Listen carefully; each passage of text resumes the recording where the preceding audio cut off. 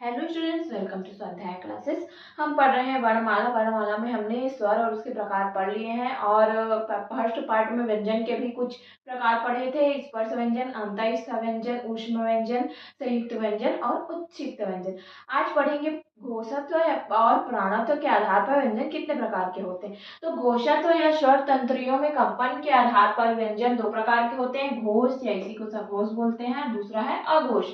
तो घोष में कौन कौन से वर्ण आते हैं? घोष में टोटल 31 वर्ण है और अघोष में 13 वर्ण है।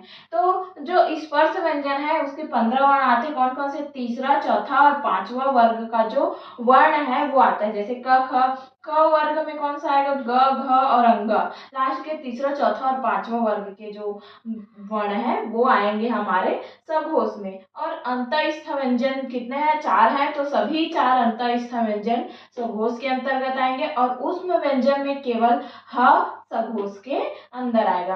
अब संयुक्त व्यंजन में त्र, श्र और ज्ञ ये तीनों किस में आएंगे? सघोष में। और अयोग व अम आहा भी किस में आएगा? मतलब ये तो स्वर हो, ये व्यंजन हो गया। अब स्वर में जो जितने भी टोटल स्वर है 11 या 13, लिखित रूप में 13 होते हैं, मूल रूप में 11 होते हैं स्वर। तो टोटल जितने भी स्वर हैं वो किस में आएंगे? सघोष में आएंगे। अब अघोष। अघोष में स्वर तंत्रियों में कंपन नहीं होता है। स्पर्श व्यंजन इसमें 10 आएंगे। अब इसमें तो 3 रो आ चुके हैं, लास्ट के तीसरा, चौथा और पांचवा। तो इसमें आएंगे पहला और दूसरा। जैसे क वर्ग में क ख, च वर्ग में च छ, ट वर्ग में ट ठ, त वर्ग में त थ और प वर्ग में प और फ। अब ऊष्म व्यंजन में इसमें ह आ गया था, तो बाकी 3 जो बचे हैं श, स और स, ये तीनों किसमें आएंगे? अघोष में आएंगे। और इसमें त्र, स्र और ज्ञ जब सघोष में आ चुका है तो अघोष में क्या आएगा? छ। संयुक्त व्यंजन है ये। तो इसी तरह टोटल ये 31 हो गए और ये अघोष 13 हो गए।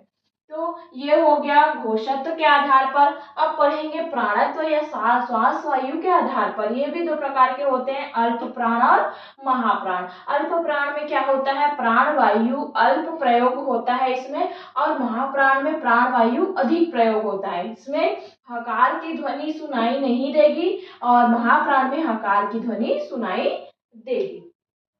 तो अल्प प्राण टोटल 19 होते हैं, महाप्राण 14 होते हैं। तो अगर हम इसको उत्क्षिप्त व्यंजन को मिला दें तो ये 20 हो जाएगा। और मतलब दोनों में ही एक उत्क्षिप्त व्यंजन इधर है, एक है, तो इसमें 15 हो जाएगा, इसमें 20 हो जाएगा। लेकिन जनरली हम इसको 19 और इसको 14 पढ़ते हैं। अब स्पर्श व्यंजन में कितने आएंगे? इसमें 15। पहला, तीसरा और पांचवा जो रो है वो आएगा हमारा